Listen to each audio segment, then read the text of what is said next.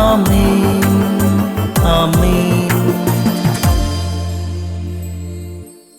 യേശുവിന്റെ ഏറ്റവും പ്രിയമുള്ള കുഞ്ഞെ, സങ്കീർത്തനം 119:9 ഒരു യുവാവ് തന്റെ മാർഗം എങ്ങനെ നിർമ്മലമായി കാത്തു സൂക്ഷിക്കും?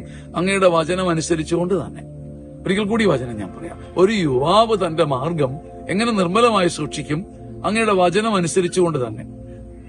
ഇത് യുവാക്കന്മാർക്കും യുവതികൾക്കും വേണ്ടിയുള്ള വചനം മാത്രമാണോ?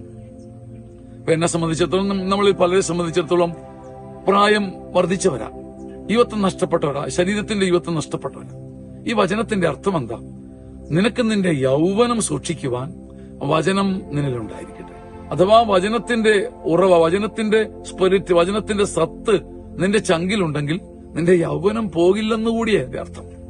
അപ്പൊ നേരിട്ട് വചനം മുഴുവൻ പാലിക്കുന്നവരാകാൻ നമുക്ക് സാധിക്കില്ല. അതിന്റെ ആദ്യത്തെ ചുവടാണ് വചനം നാവിലും ഓർമ്മയിലും ഉണ്ടായിരിക്കണം. വചനം പറഞ്ഞുകൊണ്ട് നടക്കുമ്പം നമ്മുടെ യൗവനം ജ്വലിക്കും. ഒരു യുവാവിന് തന്റെ മാർഗം നിർമ്മലമായി സൂക്ഷിക്കാൻ എങ്ങനെ കഴിയും? നിങ്ങളുടെ വചനമനുസരിച്ചുകൊണ്ട് തന്നെ. ഈ വചനം നമുക്കെടുത്ത് നെഞ്ചത്ത് വയ്ക്കാം.